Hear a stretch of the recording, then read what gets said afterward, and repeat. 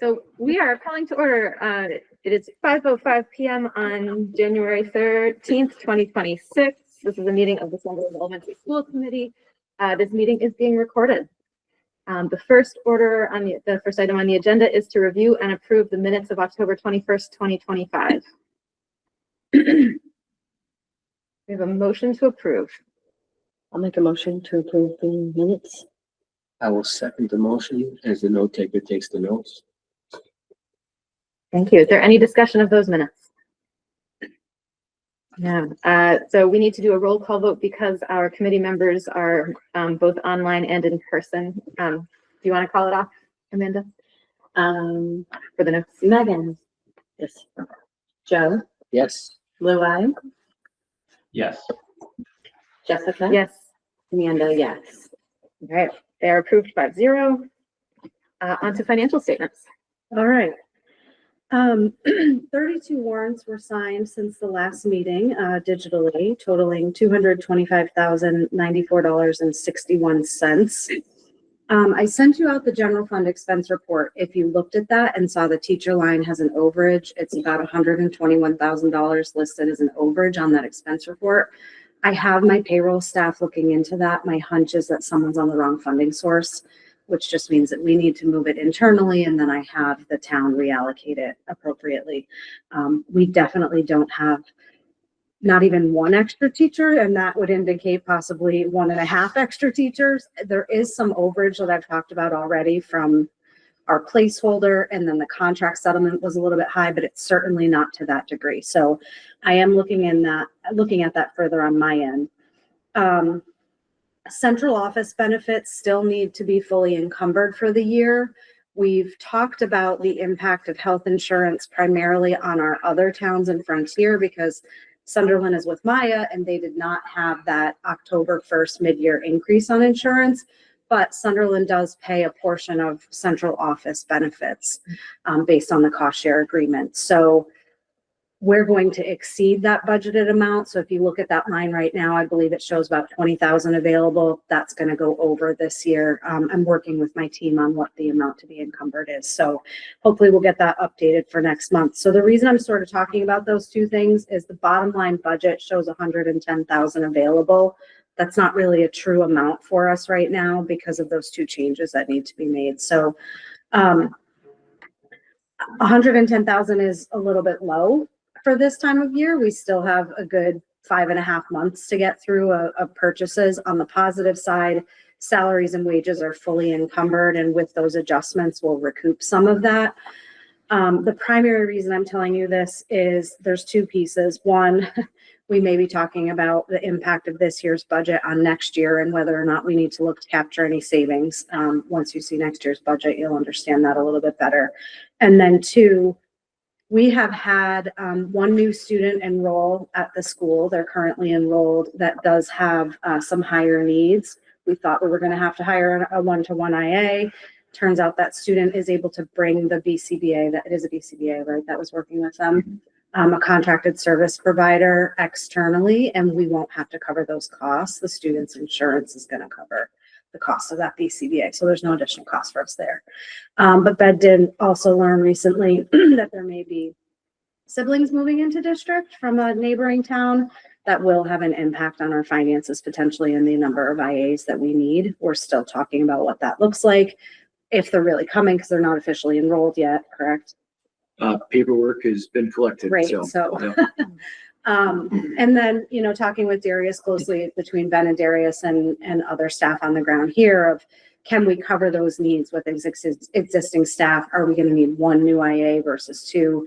And what does that look like? So that has an impact in the current year and next year, assuming that those students stay in district. So there's a lot going on in Sunderland as usual. Not as pretty of a picture as some of the other schools, but you know, we're not negative funds in the general fund yet, so we'll keep monitoring it closely as we go through the next few months. So, Kelly, can you tell us a little bit about what circuit breaker reimbursement might look like regarding that one? I don't know. I don't want to give you wrong information, but Sorry, I have a little bit of a cough from a lingering cold. I just sent an email about this. So we will see about $55,000 for circuit breaker in the current year. I don't think there's going to be any extraordinary relief, which we did see last year. If your expenses go up suddenly, even though we have these changes in student enrollment and their needs, I don't think we're going to hit the threshold. We have to cover like the first, say it's $45,000 of expenses. So we can potentially tap into circuit breaker to cover some of these needs in the current year, or talk about using that to help supplement next year, because we can roll it over to the next year. So.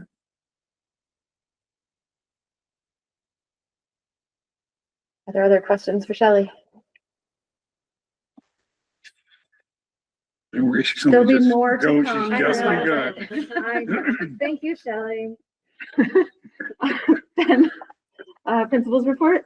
Great. So we have I'm going back a couple months here since our last Sunderland School Committee was in October. Then there was the joint one in November and no meeting in December. So again, going back a couple months, on Friday, November 7th, we held our annual Veterans Day observance ceremony.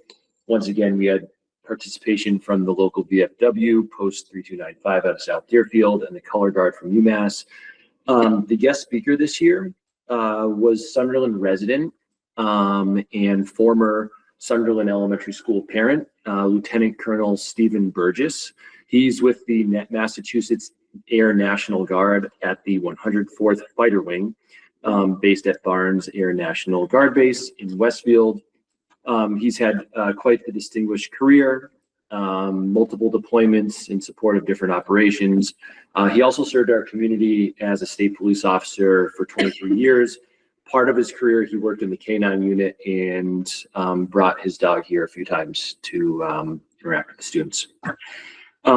Winter concert was held in December. The highlight year, I have celebrating our growth and successes.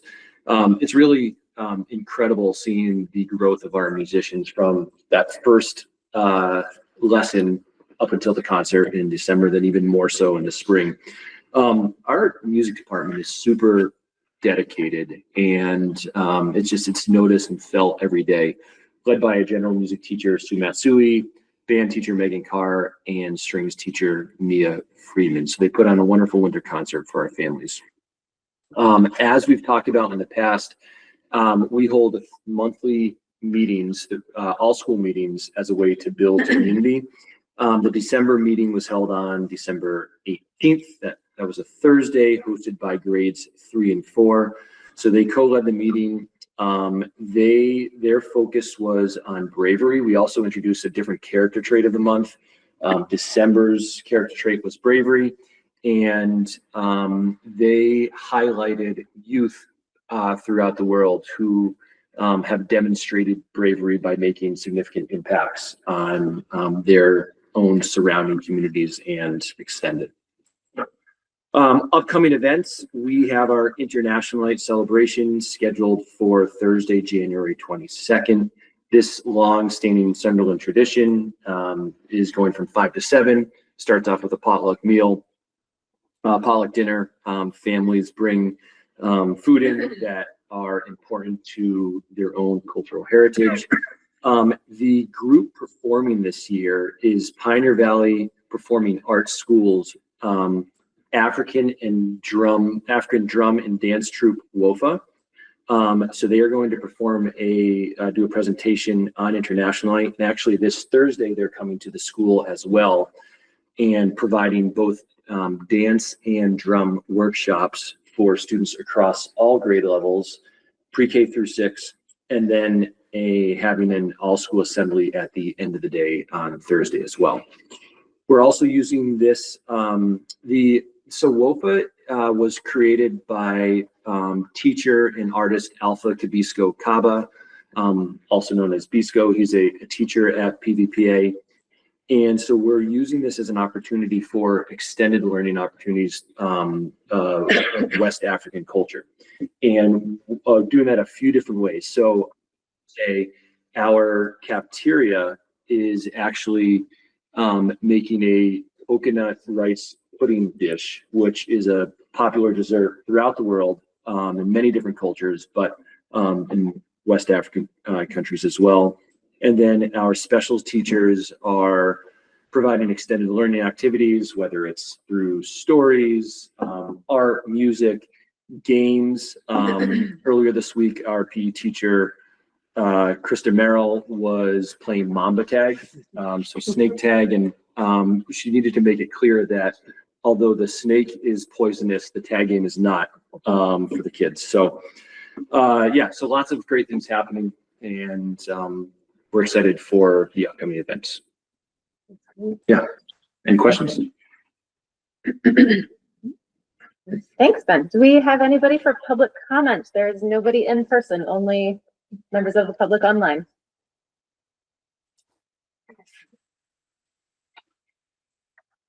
Would like to know.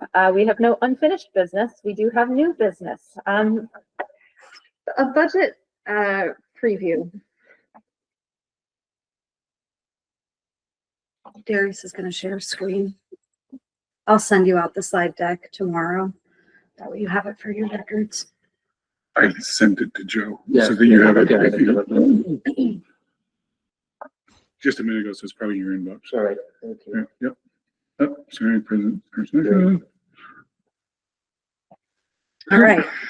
So first draft of our budget, town meeting for Sunderland is in April. So the timeline for Sunderland is a little bit more crunched than some of the other towns, but we'll take a deep dive at the first draft. Usually this is sort of a quick little preview and then we get much more into it in February, but there's a lot to talk about tonight. So the first thing we're going to talk about is what the level service budget presents as. So just as a reminder, and especially because we have so many folks online that may not have heard the budget presentation before, level service budget takes the existing staffing and existing programs from the current year, plops them into the new year, and then we develop the budget from there, including cost of living adjustments for the contract and any other non-wage expenditures that we know are going to have an increase. So the first pass at the budget, considering all of those factors, brings us in with level service at 7.67%, just shy of $300,000 growth. The categories on the screen are the categories that you see in your monthly expense reports. So those are set by DESI and they dictate where staff and expenditures fall within the budget. So instruction is primarily related to anyone, exactly what it sounds like, on the ground, in the building, teachers, IAs, principal, any other school-based staff, secretaries, those kind of positions. So there is a significant level of growth here that is primarily related or solely related, I should say, to cost of living adjustments, whether it's for our contracted staff or non-contracted staff. Student services is your health office, so any nursing staff as well as transportation. There's some other minor expenses in there, but those are the two big drivers. Operations and maintenance is exactly what it sounds like, building and IT related. Administration is school committee, business office, and superintendent's office. Benefits and insurance is also self-explanatory, but I want to point out here and make clear for everyone is that benefits only pertains to central office when it comes to Sunderland's budget. The town covers benefits for all school-based employees. So when we're talking about benefits and insurance, we're only talking about Sunderland's portion of central office costs for healthcare. Out of district placement, also self-explanatory. So we're going to break this down on the next few slides of where that growth is coming from in the 7.67%. First piece we're going to talk about is our wage obligation. So of the 7.67%, 5.02 is related to wage obligations, about $180,000. The left side of the screen outlines what we have in as placeholders for anyone who's non-union, principal, assistant principal, secretary, custodian, cafeteria, any other contracted staff for central office that Sunderland pays a portion of. That's all been taken into consideration in the level service budget. On the right-hand side of the slide, you can see the growth from the Unit A and the Unit C contract. For Unit A, the top step is receiving a 4% COLA. If you are stepping, you're going to receive 3% COLA plus the step average is about 3.22%. And then we do have 4 faculty who are advancing columns. So they furthered their degree. They're moving up on the salary schedule as far as column placement. Those staff, depending on the column movement and the step they're in, the total increase varies, whether it's 6% or 9%. There's some range in there, some around 7%. So it really just depends on where you are in the salary schedule. And then there's minimal growth on Unit C, and it's not that Unit C is not receiving wage increases. All of our Unit C employees will receive a 5.5% because there's a 2.5% COLA plus a 3% step. We added a new step, so everyone is moving up.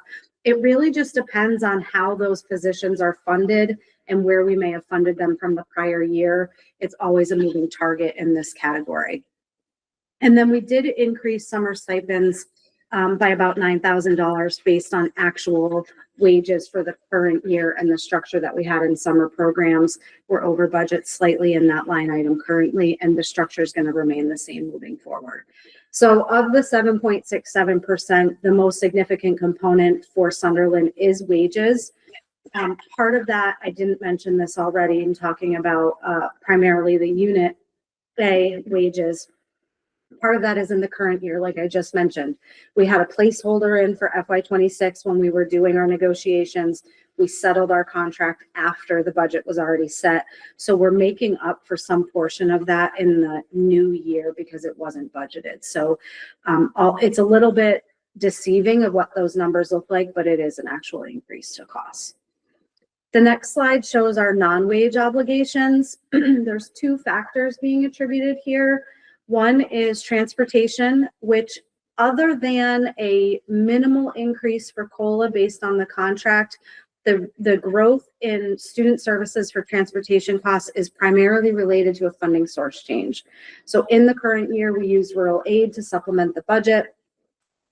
I always back that out so that we can have the conversation about how to use rural aid.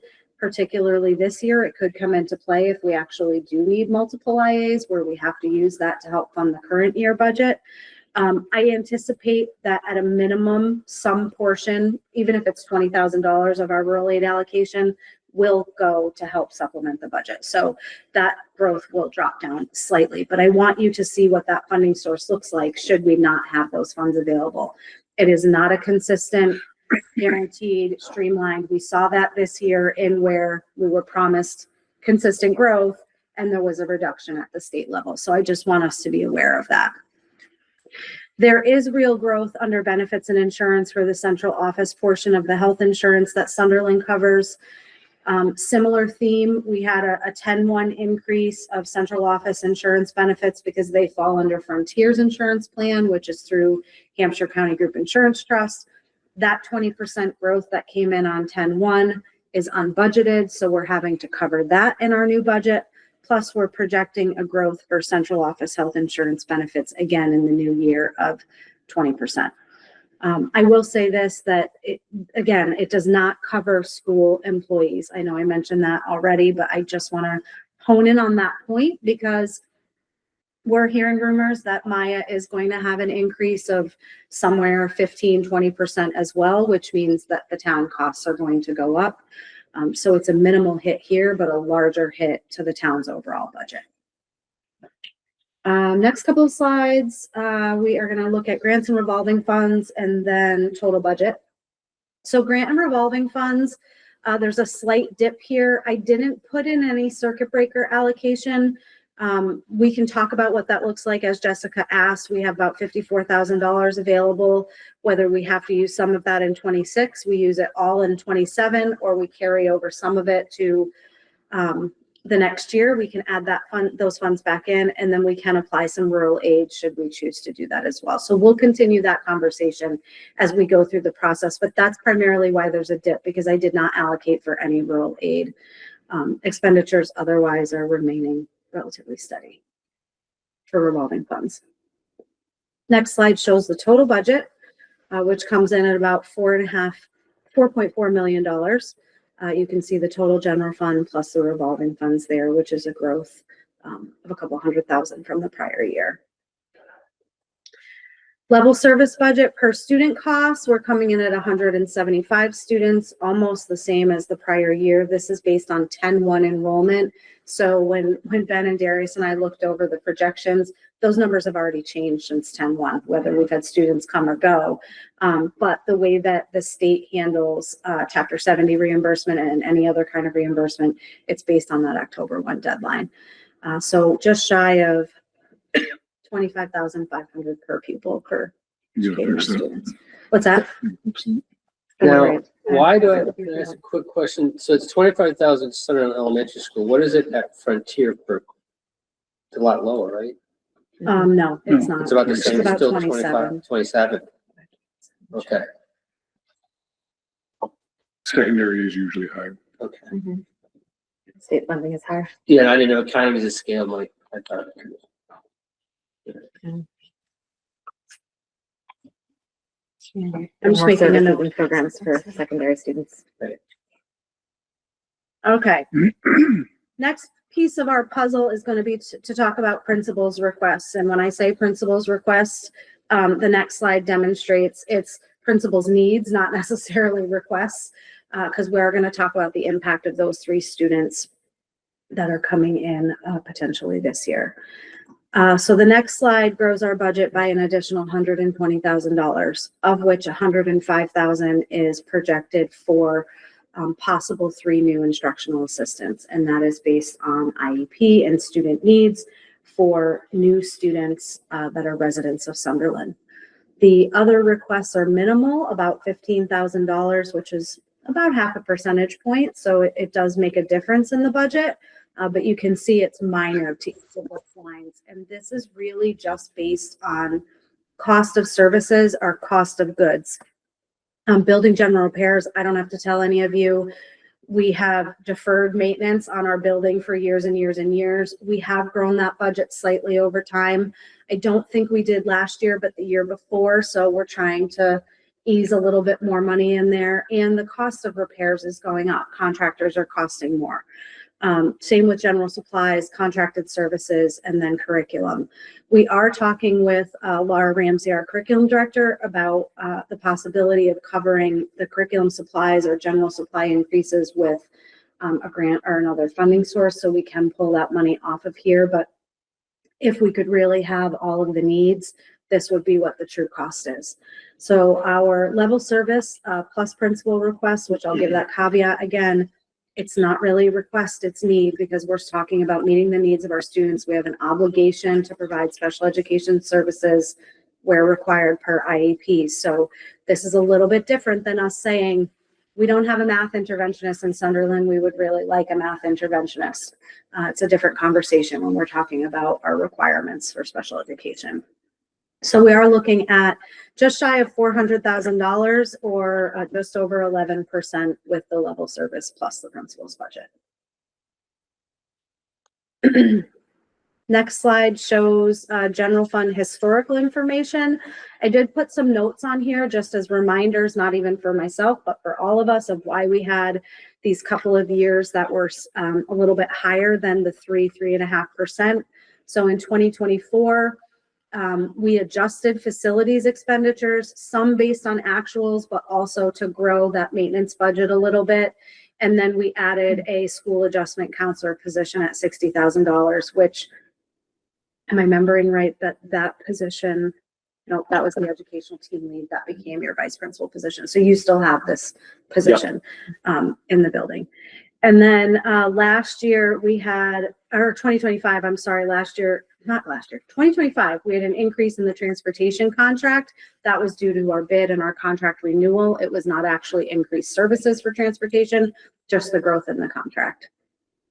Last year, we did add 1 new IA position. What I will say here is, nope, I'm going to speak and I'm going to be wrong. So I'm going to take that back. I didn't say anything there.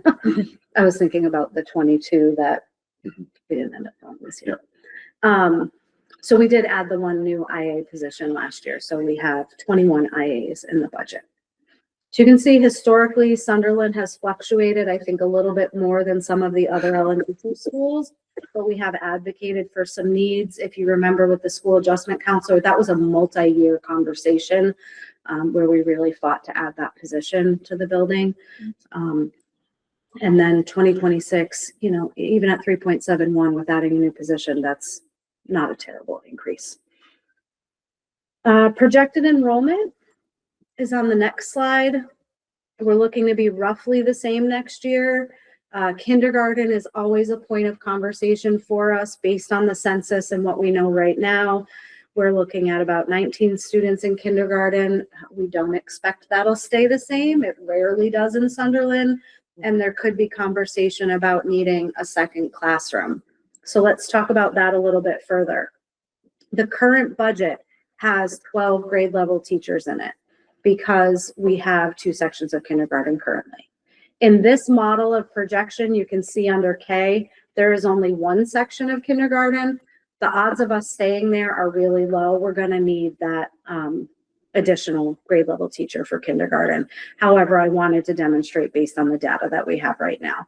So that could change by our February meeting where we're sliding that additional teacher back into kindergarten. Alternatively, you know, if nothing comes to fruition, we could essentially drop a teaching position, which is always a little bit of a risk here in Sunderland and part of our conversation because we have such a fluid community compared to some of the other elementary schools. So at this point, the second K teacher is still in the budget. I just wanted you to see enrollment wise what the numbers look like. And finally, on the last slide, just ongoing topics of conversation, things that we're talking about internally as an administration and things that we will need your input on. We're not necessarily looking for advice or decisions or moving from this meeting, but next month there will be some more conversations for us to make some decisions. So we're at about 11% increase for level service and principals budget. 1% budget growth is almost $36,000. So to put that in perspective, it's about an IA position at 1%. We have 27.5 Unit A members in the building, 21 IAs at level service, or 24 with the new request, which is the 11% increase. I am concerned about early childhood revenues. If you remember, I think in September, I shared that we ended the year with a negative balance in early childhood. We had to balance that out with school choice money because it's our only option for quote unquote free cash. I am expecting that we're going to have to do some of that again this year. How much is still being determined, and some of that comes to fruition if we have mid-year, you know, students that turn age 3 that might be getting special education services through REACH and are now eligible to come into the building. So some of that is still a moving target for us. School choice revolving funds expenses are exceeding revenues. This is typical conversation in Sunderland. We talk a lot about school choice in the budget process. However, with the school shrinking and some of the changes we've made, if you go back to the enrollment slide, not all of our enrollment has 2 sections anymore. It's very limited, which means our opportunities for growth in school choice enrollments is minimal, which means our revenue growth is minimal. So when we have outgoing 6th graders, that really creates our opportunity to bring in new students, potentially with the new class moving up. But if you look even 1 year from now, the 5th grade will be at 21 with the existing, or the 6th grade, I'm sorry, will be at 21 with the existing 3 school choice. There's not a lot of opportunity for growth there once those 4 current 6th graders go out. So it really is, it's a positive thing to right side our budget as our community changes, but it also limits the amount of school choice students that we can capture, which has an impact on us because then it means that we may not necessarily be able to cut the staffing that's being paid from school choice. So that's where the hardship comes in if we have to roll something onto budget. Well, and it's really interesting. I mean, you go 14, 21, 27, 19, 27. I'll switch back on the slide. Yeah. So there's 5-year plan. It's up and down, up and down. Yeah. And those one classrooms for next year are tight. You get 18, 19, 21. Aside from our current fifth grade group, they're tight. And then in a few years, you know, when those fourth graders for 27 Right. and 29 become sixth graders, we could have the conversation, do we reduce the next grade level down to one, but then you have a larger class coming up for second grade. So it is a moving target. I think eventually we will end up with one section at each grade level, which really impacts the school choice further. So we're going to have to look closely at staffing compared to enrollment and see what the impact is to make some decisions moving And forward. pre-K, early childhood, 27, but that's third and fourth, or 3 and 4, right? Third, Mhm, 3 and correct. 4. So it's hard to know what the breakdown is, how many 3 and. And what's our retention usually in pre-K? Do we keep most of the ones that come to pre-K, they stay here? Do they go We usually keep the Sunderland residents, but our pre-K will bring in others? Yeah. from other towns, yeah. Yeah, and of the current anticipated 19 kindergartners, it's looking like one would be school choice sibling at this point. When does this committee vote on school choice for next year? Next month. Okay, let's flip back to the info and ongoing topics. The last slide, please, Darius. I think, you know, the only other thing I want to say about school choice before we move that is some people, one would question, like, why do we end up having numbers like 27 when we could have reduced at that time? And just these numbers change so much because of, you know, of the people coming and going from Sunderland. And so there's a lot more movement at Sunderland than, you know, other elementary schools. And so I just want to state that that's not the number that started in first grade as for residents and stuff. That's I know you folks probably know this, but for anybody listening, like, Well, this is next year's class, and that next year's second grade started off as one class in kindergarten, and we had, you know, a bunch of families moving to town. right. So Right. Yeah, there's a story behind those numbers, because if you looked at it, you'd say, well, why didn't you just, you know, why don't you just get rid of 7 and you could have one teacher here, right? It would make sense, but that's not how it evolved. There's a story behind those things, because if someone looks at this alone, they would say this is poor management, you know, because you have 2 sections when you only have, you know, when you shouldn't have taken school choice, but it didn't evolve that way. I just want to say there's a story there, because when I look at those numbers, I'm like, what are we doing? You know, but then you remember how we got there. Okay, rural aid, I did mention this already. We may have the potential to use this $57,000 or $47,000. That is a drop. In the current year, we're using about $65,000. So this is a decrease in rural aid for us. However, it would be 1.3%, which makes a big difference. So we'll have to make that decision at some point. I would like to sit on that and give us a little bit more time looking at, you know, these potential new enrollments and what the impact for the current year is. But I would expect that we can use at least some of that money to help supplement next year. Sick buyback is minimal, and the retirement is happening mid-year next year. So while we were notified and we have to pay it in fiscal year 27, it's not being paid in July, and it's a insignificant amount compared to what it has been in prior years when we've been paying out 2 or 3 teachers. So I wouldn't recommend right now that we put this anywhere in our budget. I would recommend that it's on our radar and we talk about it as we go through the next school year. We could use next year's rural aid allocation, even at 47,000. If we had to take 10 out of it for sick buyback, we would still have 1 percentage point to apply to the budget. We could also look at other funding sources. There may also be budget savings next year from vacancies or personnel changes that we can capture that money from. And we're fortunate this year that we're not having to go to the town to ask for an additional warrant article, which is what we have done in prior years to cover sick buyback. So maybe that's beneficial for us, because all in all, the school's portion of the town's budget, even if we're asking on a separate warrant, it's still for school funding. So maybe that'll help us fund this budget at a little bit higher percentage point. So someone's gonna retire midway next year, or we pay them midway? They're retired mid-year. So does that mean we have to replace mid-year? Yes, that's already accounted. Oh, that is accounted for, Yep. okay, okay, good. And I threw this on here today. We don't have to talk about it immediately unless we're feeling like we really have to make some decisions. But what would the mid-year, Darius is referring to it as a budget frost instead of a budget freeze, meaning that we're not restricting all dollars of the current budget. If there really is a need, someone would be able to go to Ben for approval of those things. However, we are looking at items, particularly instructional hardware. There may be $20,000 that we could recoup from that line. So Darius is in conversation with Scott Hall about what that would look like if we didn't buy the Chromebooks this year that we would normally buy.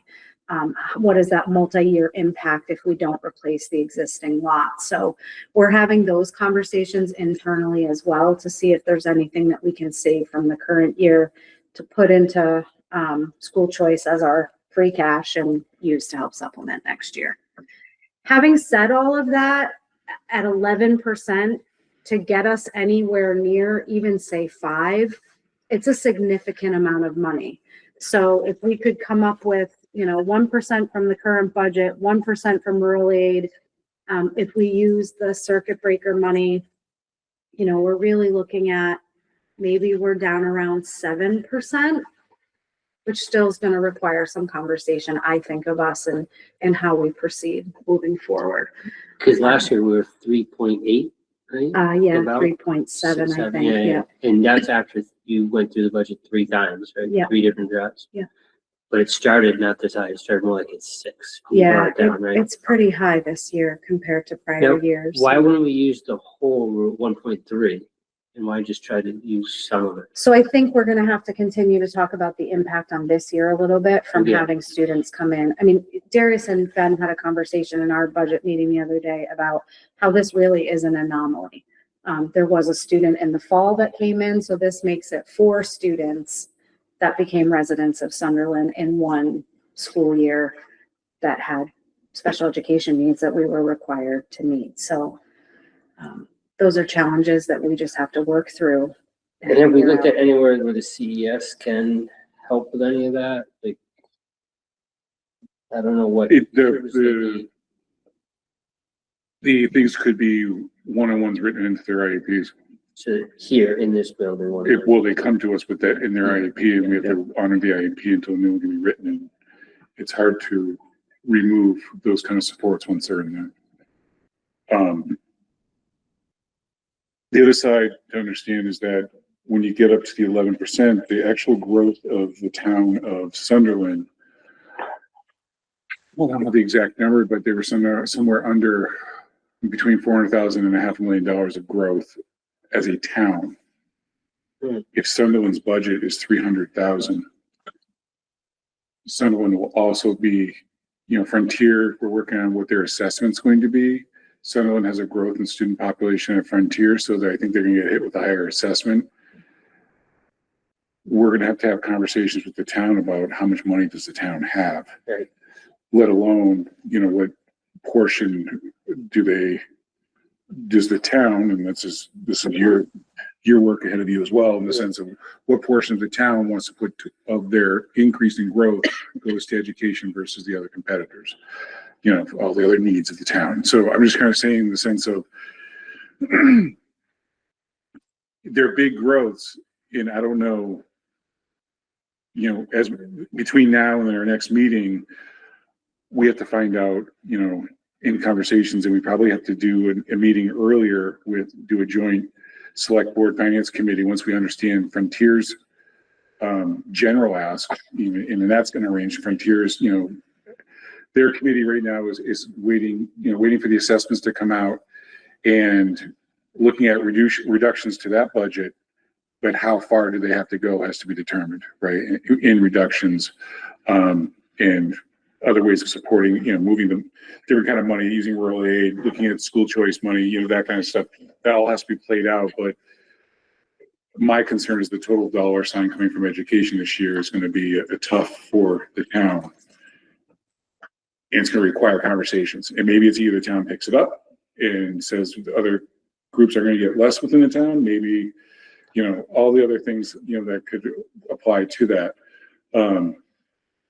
And I don't know what they have in reserves. I don't know what they have for free cash. Those are kind of things that we'd have to go to the select board and finance committee have a conversation about. There's also the concern that, you know, the insurance thing is also hitting the town. So if we did some quick math in Deerfield, that if we were to pick up the growth of the insurance alone on teachers and staff there, it was over 2.5%.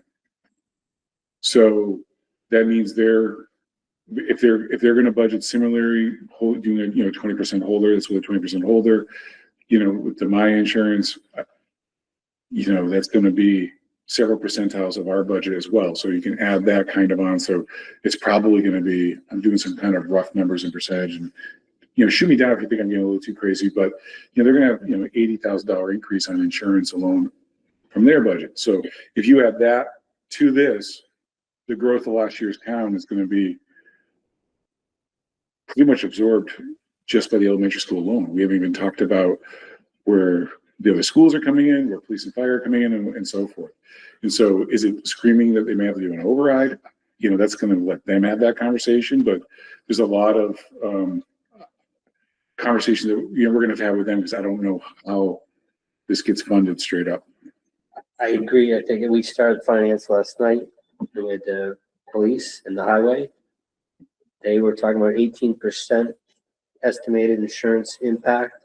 They were talking about COLAs. They all had some pretty important things they had to take care of. And they're working as hard to keep their budget as low as possible. They understand, but we still got a lot of budgets to go over. And I think the sooner the school gets in there and just says, listen, this is where we're at, is really important. I talked the last night about how well you guys did last year, you know, cutting it down, but I didn't see these numbers yet. So Sure. I agree. You should.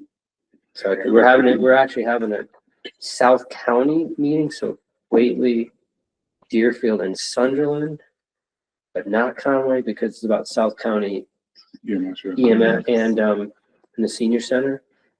We talked about maybe trying to have all 4 towns come together, finance to hear Frontier and also hear the tech. So that may be an opportunity. So there are all those things that we haven't done before, but we're talking about trying to, it actually borrows something that we've been doing with joint meetings with our smaller towns, like the Deerfield, Sunderland joint meeting. So to be more efficient, but also to get everything out on the table. So I agree. I should contact them. Yeah, I think we're kind of, I've had, you know, because I've been talking to the town administrators, like alluding to doing this, but it really is, until we have the assessment numbers, it's a lot of spitballing, and, you know, we know it's going to be, we can guess where it's going to be higher than others, you know, but I don't know the numbers. And as we said, I think a lot of it's going to get really busy after the 23rd. And so we can figure out, you know, I think there will be outreach to figure out, do we do a joint meeting? We certainly are going to have to, there's going to be a lot of more meetings in the sense of communicating with those bodies about this is what it means, right? And so if we say we have to reduce budget, they have to understand what it means to do with our programming and that kind of stuff. And I don't know, with the, you know, Sunderland just has their price per student, as you brought up earlier, is the highest, but the needs are higher here. It just based on the different populations that we're serving here, that isn't as high in some of the other schools. And so, yeah, that's the road ahead.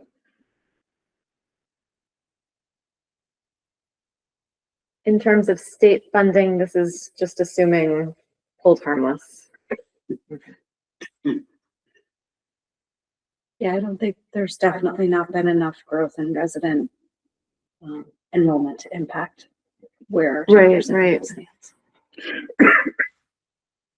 I saw on the Division of Local Services website that allegedly Sunderland's per capita income made a huge jump this year, but We'll just which stay whole that'll house. impact Frontier. Okay, that was kind of what I was wondering. I was realizing that's not for this meeting. Yeah, it won't impact the elementary school, but it will impact how much the state says Sunderland can afford to pay for Right. Frontier, Okay. which So- is always the moving target. Yeah, okay. Yeah. I understand that.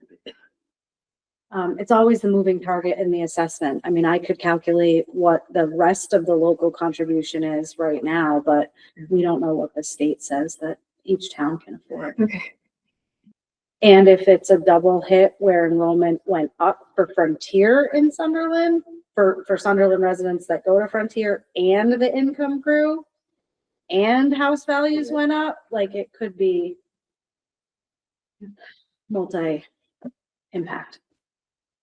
Right, but Sunderland for Frontier has, I mean, I know Jessica knows because she's there, but has an enrollment increase in percentage. Where the other towns have come down, even though it's only up a few, it's gonna, because the others went down as well, it's gonna be a double hit on the assessment. Now, what about, again, we're shifting to Frontier, but I heard there's between 20 and 30 kids applying out. Is that accurate? Out to where? Out to private schools? And would that change? But you won't know that. Well, it doesn't, it's not money going out. If they go to private schools, we don't, you know, obviously, there's no funding that follows them. Right. But the foundation enrollment would come down from those towns But when do they calculate? Maybe they It does calculate the before following they year. do, right? the following November, October 1 report. Oh, they do, okay. Yeah. So we wouldn't, there would be into the The year next after, year, yeah. that would, if that was the case. And, you know, we can range for that many students, you know, Really? that go to private, between 5 and 13, depending Yeah, on, okay. depending on the class, depending on, 20 seems high though. 22 seems high. Yeah, And then also some of those students may be choice students. right. Which sometimes Yes. they've been part of our community forever, but we don't look at it that way. But, you know, the same thing kind of happens when, the weeks, drop with tech students, not many students who choice to us then go to tech. They usually choice to us and stay with us. Mhm. But there are a few that, Okay. sometimes we lose numbers that way, but And the students leave in our system and go to tech, is that when is that determined? That's junior high kids, right, mostly? yeah, so 8th grade, they start the application process now. We usually know in April. And how does that affect our funding? Just, It doesn't affect, well, if we lose students on the overall, again, the foundation numbers go down. But then, then the bill comes from the amount of students going to tech. And tech is tough to regulate. And we had this conversation earlier today in another meeting, because they have 13 or 18 communities. I forget how many they serve. It's a crazy number. Yeah. And, your cost goes up by a student or drops by a student, 1 or 2 in most of our small towns. Of not 1 or 2 students more, but 1 or 2, whatever the average is. Like you have 10 going out, then you have 9 going out, and then you have 12 going out. And the statement that they say at town meeting is, yeah, their budget keeps going up. They never talk about that. They just say, oh, your thing is up this year due to increased enrollment. Mhm. And there's never really a collective conversation about what the overall cost of the budget is. And so there's a little bit less accountability there. I would say within that, I don't think that they've gone crazy with their increases, but it's just that's how it kind of comes through. And so I have no idea what the tech budget is or the Voc budget. yeah, when we look at it, I should get back to Sunderland, but when we look at it, it's such a small amount compared to our budget for Frontier that it's kind of like just a rubber stamp, like, yeah, that doesn't seem like that much. Seems like a deal. All right, here we go. And the tech is going to 18, 19 different town meetings, and the ones that are the biggest are Furnace Falls and Greenfield. They're the ones that have the big expenses, but not really us. So we're really focused on Frontier and Sunderland. Mhm.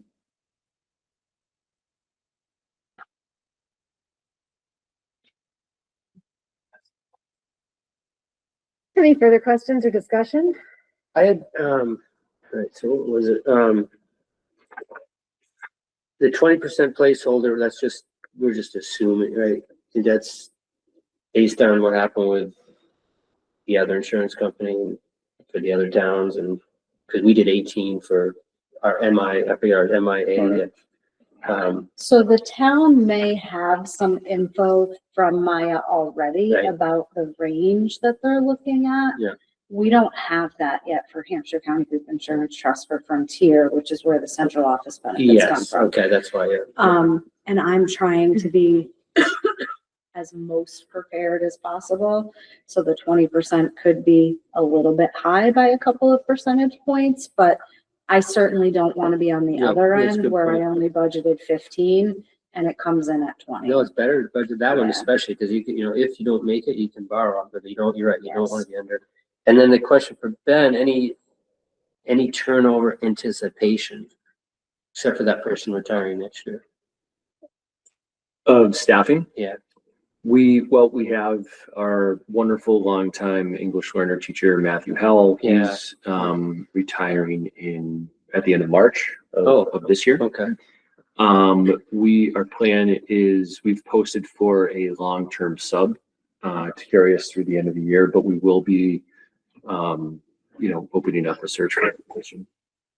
and that's not a position that could be filled internally, like an IA moving up, is anyone qualified internally? Yeah, we definitely have some folks Oh, good. qualified internally for that position. There's just a lot of different moving parts. Of course, yeah. But that's not gonna be a reduction. Right. in Well, cost. it- Well, Well, he's reduction in already senior. higher on the scale, versus Yeah, lower on the scale. Which but- is already incorporated into the budget. Oh, So it is any already? retirements that I know of or anyone leaving for any reason that I know of, at this point, I've already accounted for a reduction in where they fall. in the And how do you do it? budget. You account for, you don't probably don't go the lowest step, you count the No, middle. we go middle range Yeah, and and then- actually I go a little bit higher because our applicant pools have been so small, district-wide for any position. Right now, we're not anticipating any other faculty member changes for instructional assistants. That, historically has been a position that there is some fluctuation each year. Last week you had the Frontier School Committee vote on a soft freeze. Do you want any action from us this evening?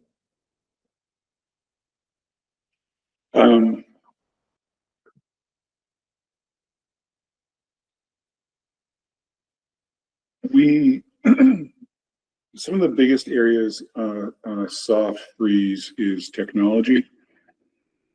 And we reached out, not reached out, we had meetings with, Scott Paul, our technology director, to talk about what the impact of that is and what the must-haves he has. He kind of reported back that he absolutely needs about I'm rounding up slightly, but around $10,000 to redo the server. Without it, we won't be protected going into the next year because it's falling out of warranty or something like that. So whatever the story is, it's a must. He talked about the Chromebook buys from this year we pushed to another year, but then they would be musts next year. He kind of gave us a rundown of that. So when we do a frost, that would be one area where we would see the most gain. The day-to-day, Ben, I don't know there's not a lot of day-to-day needs that are coming across as wants. No, there's really not. Yeah. So the other piece at times is just our general repairs, but we sometimes look forward to extra money at the end of the school year for just the deferred maintenance. But a lot can happen between now and the end of the school year. So, but I guess it would be good to do a vote on that, because what you're saying is that you want the administration to prioritize saving money, not saving money for the end of the year to do some painting and do some whatever, but we are saving to offset next year's budget. And if we're gonna start doing that, I think it should come from the top. And that's what we want to do here. But I want people to know, when I say frosting the budget, we're gonna slow teacher spending. Teach all the teachers online can say, we're not spending a whole lot. You know what I mean? It's not like, it's, especially at this point of the year, you've already got the basic classroom supplies. But as I explained, I had a meeting with Frontier teachers today to talk with them about the Frontier budget. And one of my definitions was, sometimes you go and buy posters, right? You don't need to buy posters this year. That's that's a want, not a need. If you need, there are needs in your classroom where you have to get the manipulatives for the certain unit that you're working on in order for it to be successful. And Ben becomes the gatekeeper of that. And so, it's also about cost and impact and number of students. It's that kind of stuff that he can, we normally do, but with a little bit more fidelity, I guess. And I think there's plenty of lines where we can capture 1% of the budget without impacting student, needs and teacher needs. I think people should be mindful of what they're purchasing and make sure that you're getting it from a preferred vendor and at the cheapest price possible. And, when you would normally buy 5 dozen of a folder, so you have some for next year, just buy what you need right now. But between the tech line, which does have an impact in the long run, but if we can put it off for 1 year, that's a good position for us to look at or account for us to look at. But other things like superintendent's office, if Darius and I don't do our PD this year, that money automatically gets recouped. Our association memberships are already paid for, but I don't have to go to the conference for my association in May this year, those kind of things. You didn't make it to MASC, so there's savings in those lines.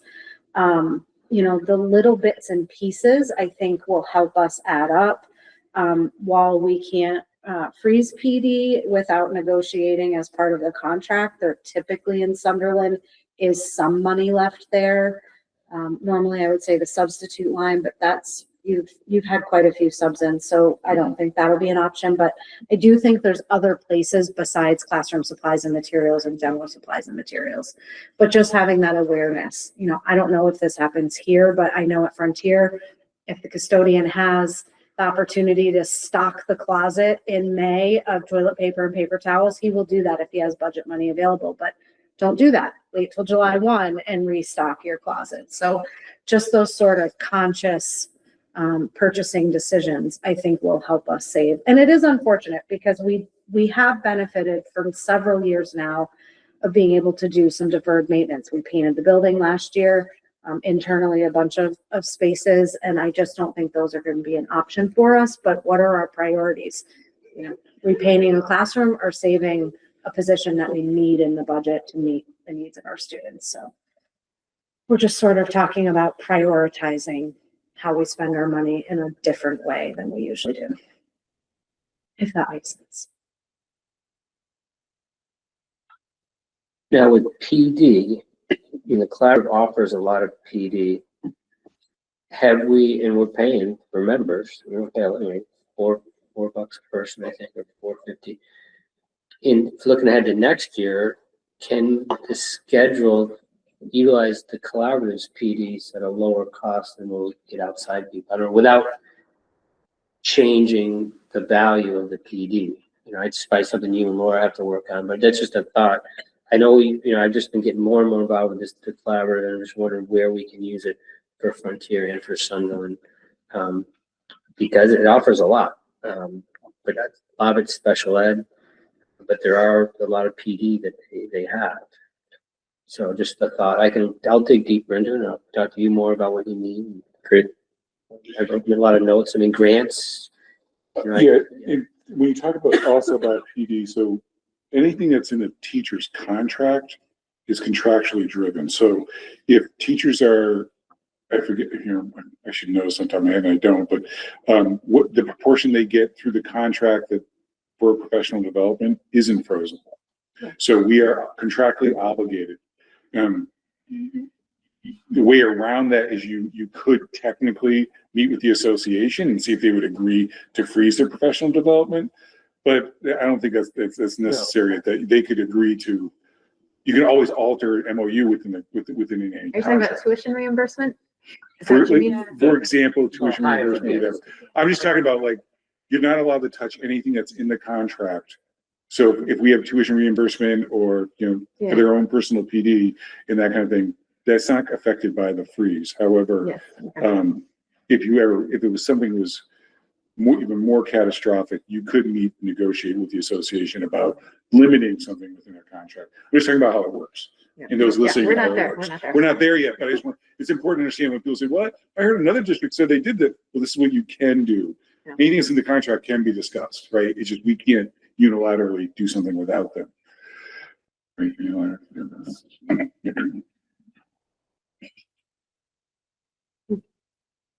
Any other questions or discussion? Oh, thank you all for your hard and thoughtful work on this. Mhm. A difficult thing. I'd say and articulation. I appreciate all that you do to explain that for us. That was very informative. When is our next meeting? Let me know. Oh, I found it. Is the February 11th. Okay. There's vacations the following week. Yep. I'm just trying to think, like, as soon as we have the Frontier numbers and stuff, we really do need to start reaching out and talking with Alan about what kind of conversation they want to have with us in February. Mhm. And so I'm just saying that to kind of close this conversation for next steps. One is that, we're going to, is opening of that conversation. So, I'm just looking at for thoughts on that. So Finance Select Board is talking budget on the 9th. Okay. Now that possibly could be moved to 10th or the 11th if they're up for it, or we can move ours to the 9th. But that's our next, so we're basically doing every 2 weeks from now until the end of time. But, and I could look ahead to see what budget. Actually, I can tell you. Here, I mean, keep doing what you're doing, but I'll tell you what is actually scheduled for that budget meeting right now. Okay. It might be the tech school. All right, but I guess, so we can talk more about, that's scheduling meetings that can actually talk about away Yes. from the meeting. We don't actually have to do that. Exactly, yeah. We don't have to do that now, and that's something that can be discussed via email. Scheduling of meetings can be, so. I just wanted that to be on people's radar, that we really aren't gonna put the whole thing on hold until we see you again in February. We really, once we get this information, we gotta start reaching out, start talking to people so that everybody knows what's going on, and then we can have more constructive conversations. Great, thank you. Yep. Moving on to the school improvement plan. Great. Our school council has met a couple times so far. This year, we have a couple staff members as part of our team. We have 2 caregivers and had been struggling to line up a community member up until last week. I met with someone who was going to be joining our group. So good news on that front. Our school improvement plan flows down from the district's strategic plan. This year, we have 3 overarching goals with a lot of action steps under each of those goals. The goals are ensuring a positive school climate. Then goal 2 is based on curriculum and instruction, where we're ensuring rigorous, accessible, and inclusive educational experiences for all students. And then finally, goal 3, school culture and community, where we're ensuring sustaining high community involvement through accessible, frequent, inclusive events and initiatives. The community includes caregivers, students, staff, and community organizations. So we restructured the plan a little bit from previous years. One example is that we had previously had implementing responsive classroom protocols and a responsive classroom as an individual goal. That has since been moved to an action step under goal 1, ensuring a positive school climate. And so overall, we're making really good progress at this point. One of the, I guess, somewhat exciting components of this, when it specifically involves the school, extended school community, has been our Farm to School initiative. Megan is on the committee for the district, and we've already connected with local farms at times this school year, and we've had a couple different field trips taking place. Our 5th and 6th graders went to Warner Farm. We had students in grades 1, grade 3, 4, and grade 6 go to Thomas Farm. And then we've had donations from both Warner Farm and Smirosky Farm as well. So, I sent this out. You had received this in advance. Do you have any specific questions about the school improvement plan at this point? I don't. Speaking to everyone, but I bet you were staring at me. Yeah, well, yeah. You're looking at Like, are you gonna say something? The only thing we talked about in the council, similar to sharing the wealth, because we talked about our school council interacting with the other town school council, see what their plans look like too, to see, are they very similar, are they very different? And so that's something that came up. Correct. And we are waiting for those plans, and I've already been in touch with the other principals. So we're waiting for those plans to be finalized, and then I'll bring them to our next meeting. And also the work that you're doing with the other principals in your studies, right? Yep. Also, for the past couple of years, we've used the school council as an opportunity to do a book study, and we're once again doing that this year. We are reading What Happened to You, which is a book co-written by Oprah Winfrey and Dr. Bruce Perry. The book focuses on how one's childhood experiences, whether from being in utero to the first few weeks, months of life, then shape behavior later on. So it's been a really interesting read up to this point. And I think we're in pretty decent shape.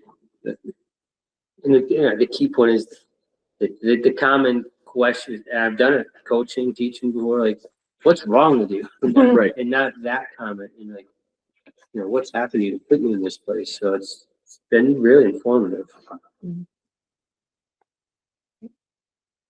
I appreciated the book study when I was on Yes. school council. It was a really good experience.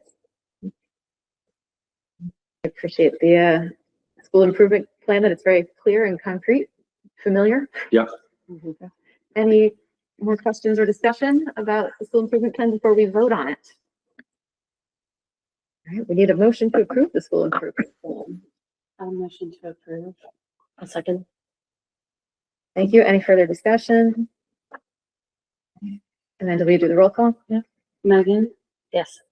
Blue Eye, Yes. Joe, Yes. Jessica, Yes. Amanda, yes. All right, the school improvement plan has been approved 5-0. Moving on to appointing a member to the superintendent agreement subcommittee. Do you want to explain this? Sure. A few years back, we created a superintendent's agreement to kind of supplement the fact that we don't have a strong or Union 38 agreement. After scouring all the town archives. No one's found it. If someone finds it in their attic, please bring it forward. And part of that, so in that plan, basically, it gave some guidance on how to hire, dismiss the superintendent, and gave some language in there. In there, it says that we will review it every 2 years. And so we're due to review it. At the same time, there's also talk about should we start adding to it and adding some of the other things that we do collectively as a joint committee to just formalize it in language and structure so that the good practices that we're doing can carry on and be formalized. And an example of that would be, let's say we went to approve the school calendar, and this committee was just diehard summer people, and we're not coming back to school till after Labor Day. And the rest of the committee was like, well, we usually go back before Labor Day. And they said, nope, we're voting to, that would have consequences if one group went rogue without having, some sort of structure about how do we vote the school calendar. But there's a lot of other things in there too. There we can talk about from how to evaluate the superintendent, how to, some of the other kind of ins and out workings that we do, just so that we have a process that can outlive the people in the room who have done it for so long. You know what I mean? Because that's a lot of our, and I think I had this conversation, maybe it was at Frontier, but there's no Union 38 agreement, but one did exist. And the reason why I know that is that a lot of our practices look just like Silver Lake Regional District, which is is down in kind of southeastern Massachusetts. When you look at some of the practice they had, they look very similar to what we did as a regional group and how decisions were made and that kind of stuff. So there was institutional knowledge that started from something. So there had to be a regional agreement somewhere. I don't think, people say they can't find it. I really do think it existed. So I think we slowly want to rebuild that. If we try to do it all, I think what happens is there's a lot of like really touchy subject about funding and that kind of stuff that we have said that if you try to open that can of worms, you're not going to be able to get the operations done. So this is kind of like a side way of doing, getting some of the stuff that we're already doing kind of functional. And then eventually, if we ever have a regional discussion, it can be folded in easily and like this works, that kind of thing. That's the idea anyway. So we want to get, so all that to say, we want to get the subcommittee together and we need someone appointed from this committee. Amanda, you said you would be willing to serve on this committee. I'm happy to, yeah. Thank you. I'm also interested because I helped write the document 2 years ago. So I was on that committee. So I'm okay either way. I mean, new blood is good, but knowing the history of. I know Amanda's interested and I'm interested in spreading around the opportunities. So I will appoint Amanda. Oh, you said points not Thank you. voted on. Okay. Yeah. All right. Reports. Any committee reports? I'm still working on rural aid. We might get a restoration of the cut for FY26. There is going to be a fair share supplemental budget. So there might still be some money coming there. And the Rural Schools Committee is trying to meet with a member of the governor's team to try to get more in rural aid in the governor's budget, which is coming out very, very soon. Any other committee updates, capital updates? No, capital committee hasn't met. Okay. Collaborative update, Joe? Yep. Tomorrow's a big day. We have 3 finalists. I can tell you they came out public yesterday, so we might have seen them. For executive director. For executive director, we started with 40-something applications nationwide. We hired a company from Texas who's been excellent, really knowledgeable, and worked well with a really diverse team. We have 10 people on the executive search committee, 3 staff. The staff at the collaborative had felt they needed more voice over the last 2 searches, so they have it this time. We went from the 42, he narrowed it down to 19, and then we took the 19 and narrowed it down to 5 semifinalists, and now we have 3 finalists. One final, just in alphabetical order, is Portia Bonner, who's a superintendent in Northampton right now.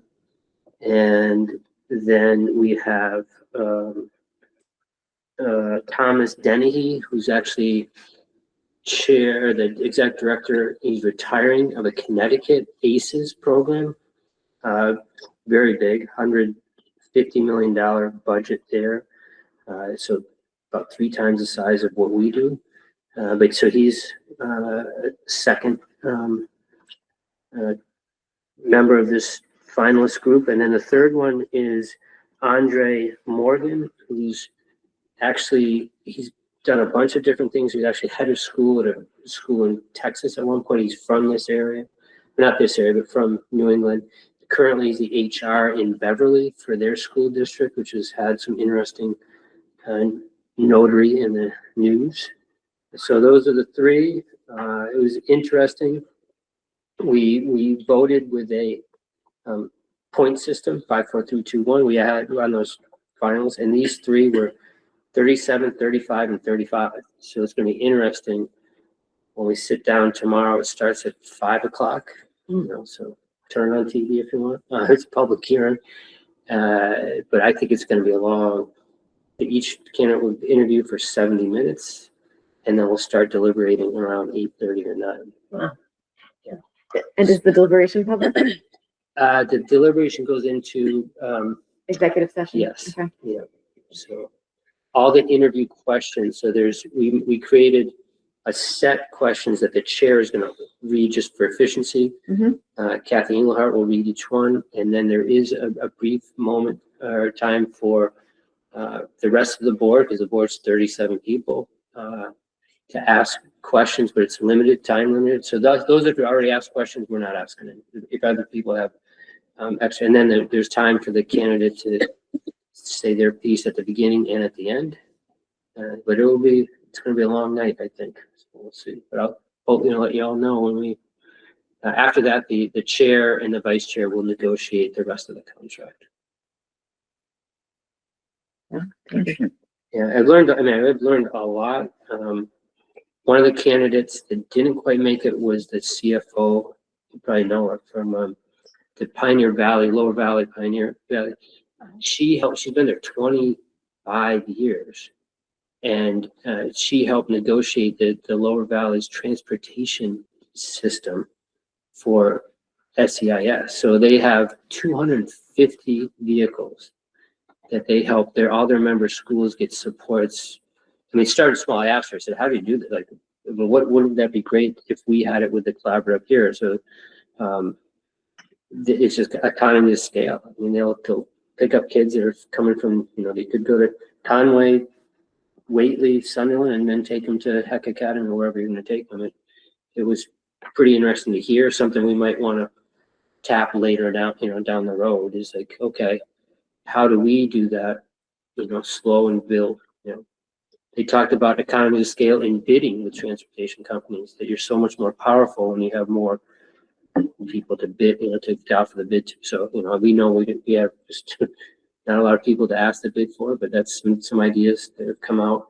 Learned a lot about PD that the collaborative has. So, in upcoming months, maybe I'll bring some more stuff that the collaborative could help us with, especially with our budget issues. Thank you for serving on that committee. That sounds like that was a really big commitment. Last week it was we luckily an ice storm, so it went from, instead of from 9, it went from 11 to 5, and then Thursday was 9 to 5. So it was a lot. But it's interesting because all those, it's just Western Massachusetts and all the different schools and the different needs and the different focus points and perspectives.